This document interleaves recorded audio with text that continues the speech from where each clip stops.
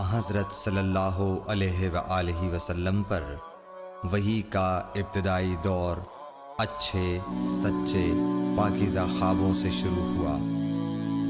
آپ خواب میں جو کچھ دیکھتے وہ صبح کی روشنی کی طرح صحیح اور سچا ثابت ہوتا۔ پھر من جانب قدرت آپ تنہائی پسند ہو گئے اور آپ نے غار حرا میں خلوت نشینی اختیار فرمائی اور کئی دن اور رات وہاں مسلسل عبادت اور یاد الہی و ذکر میں مشغول رہنے لگے۔ جب تک گھر آنے کو دل نہ چاہتا توشہ ہمراہ لیے ہوئے وہاں رہتے۔ توشہ ختم ہونے پر ہی اہلیہ محترمہ حضرت خدیجہ رضی اللہ تعالی عنہا کے پاس تشریف لاتے اور کچھ توشہ ہمراہ لے کر پھر وہاں جا کر خلوت گزین ہو جاتے۔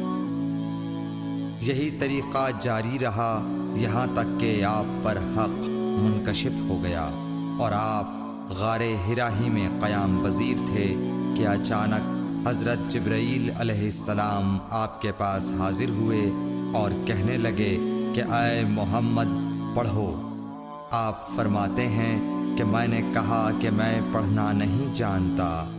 آپ صلی اللہ علیہ وسلم فرماتے ہیں کہ فرشتے نے مجھے پکڑ کر اتنے زور سے بھینچا کہ میری طاقت جواب دے گئی۔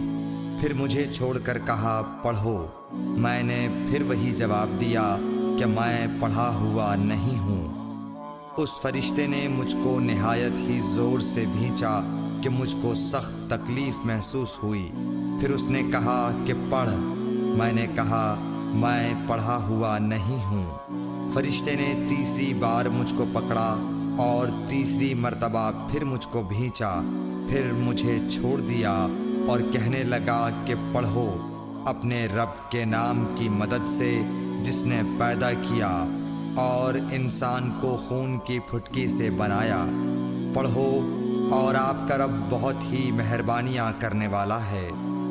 بس یہی آیتیں آپ حضرت جبرائیل علیہ السلام سے سن کر اس حال میں غار حرا سے واپس ہوئے کہ آپ کا دل اس انوکھے واقعے سے کانپ رہا تھا۔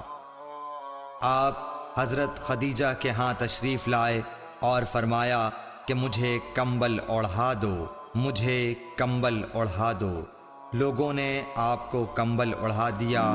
جب آپ کا ڈر جاتا رہا تو آپ نے اپنی زوجہ محترمہ حضرت خدیجہ رضی اللہ تعالی عنہا کو تفصیل کے ساتھ یہ واقعہ سنایا اور فرمانے لگے کہ مجھ کو اب اپنی جان کا خوف ہو گیا ہے۔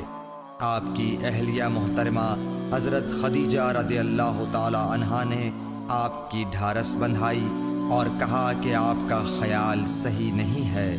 اللہ کی قسم آپ کو اللہ کبھی رسوا نہیں کرے گا۔ آپ تو اخلاق فاضلہ کے مالک ہیں۔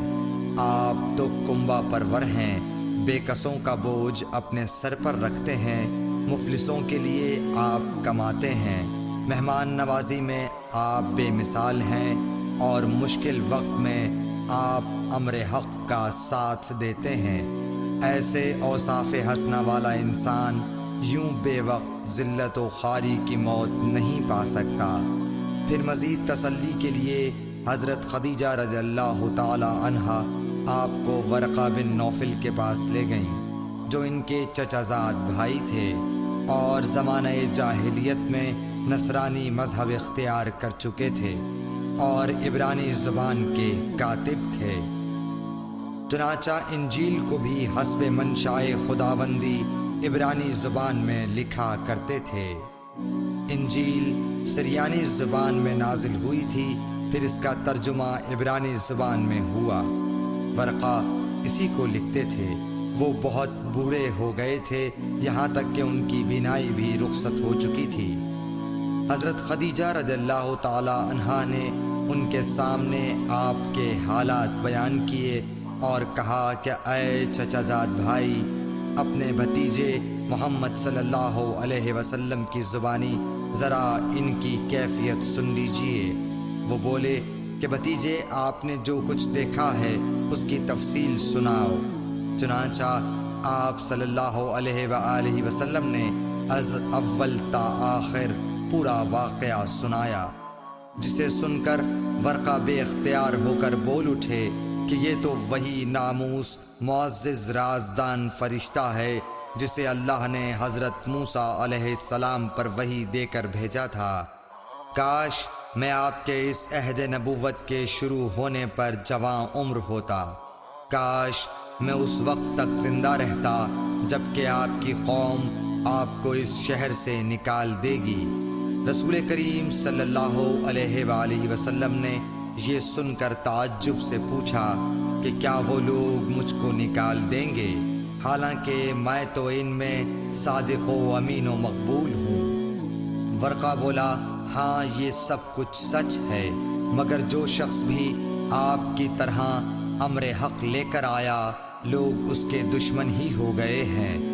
اگر مجھے آپ کی نبوت کا وہ زمانہ مل جائے تو میں آپ کی پوری مدد کروں گا، مگر ورقہ کچھ دنوں کے بعد انتقال کر گئے۔ پھر کچھ عرصے تک